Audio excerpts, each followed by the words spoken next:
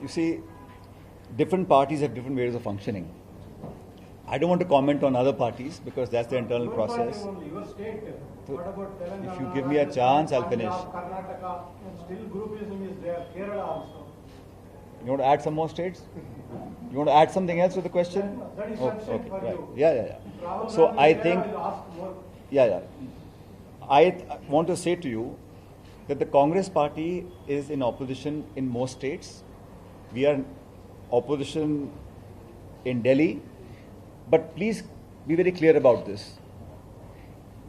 Any political party that has the bandwidth, the presence, the strength, determination and resilience to take on the BJP nationally, it is the Congress party. Now we have a lot of our allies who are in different states, they're in power, they're in opposition, but it is only the Congress party that can give a challenge and overtake the BJP at the general elections. So in our party, unlike some other parties, there is room for discussion. Of course, sometimes discussions are not as pleasant as one would like it to be, but ultimately, the voice of the party worker, the voice of the state leader, voice of national leaders are heard, discussed, and we come up with a unanimous decision ultimately. I think it's in a robust democratic setup, it's okay to do that. I don't want to comment on other parties which are totally different in terms of the functioning. But as far as Congress is concerned, our singular focus now is to strengthen. And to your question, sir, I have been party president in Rajasthan for almost 7 years. And even nationally, it is the Congress that is taking the pains to make the public aware. If it's a press conference, we'll do that. If it's a dharna, we'll do that. If it's a morcha, we'll do that. If it's a rally, we'll do that. If it's a gherav, we'll do that. If we have to face lathi charge, we'll do that. We've done it before. But interest of the people is more important. Not just BJP and Congress. This is a national issue, and we will do whatever it takes within the framework of our constitution and keeping the law of the land in focus. We will do whatever it takes. So, in the past, there have been action plan in respect of agitation and other things. We are bringing the people, making them aware of what is going on.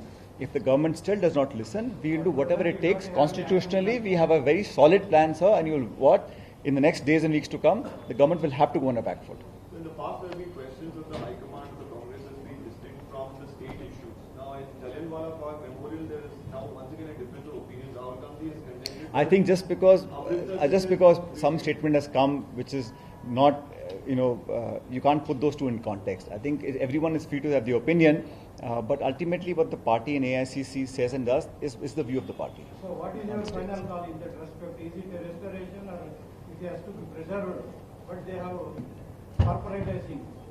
What is your opinion on it? You're talking about which? Jallianwala. No, it's a historical situation, it's a historical moment, and we all have our emotions attached to it.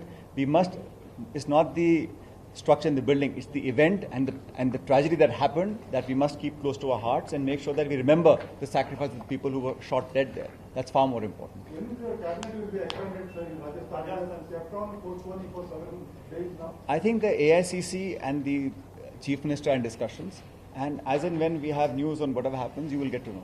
Because there are reports that the High Command has given nod to that cabinet. I don't know such reports, but I know that Mr. Markan, who is in charge of Rajasthan, has had many rounds of consultations with MLAs in Rajasthan and with leaders, and we're all in touch. So as and when the event happens, you'll all get to know.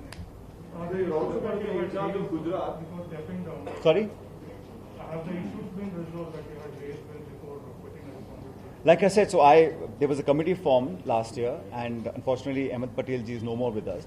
But the other two members and the AICC, I'm in constant touch. Whatever I had to say, which I thought was important for a better functioning of our Congress government.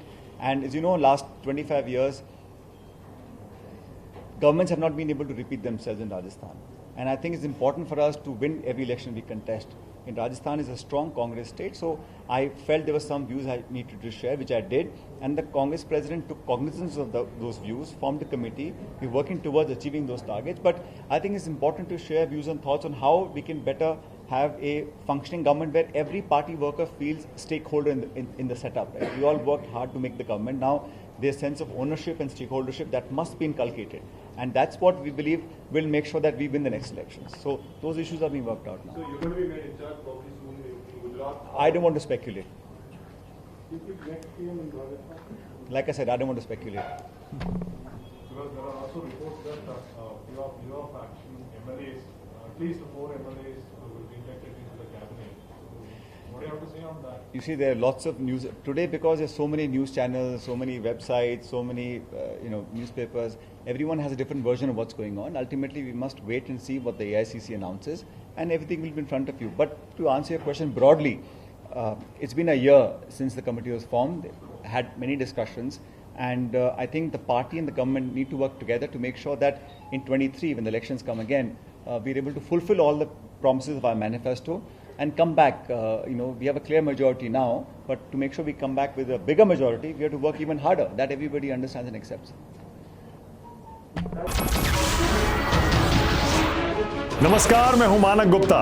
अगर आपको हमारा ये video पसंद आया हो तो इसे like और शेयर जरूर करें, और हां, हमें सब्सक्राइब और फॉलो करना ना भूलें ताकि आप देश और दुनिया की कोई खबर मिस ना करें। तो जुड़े रहिए हमारे साथ और देखते रहिए News 24।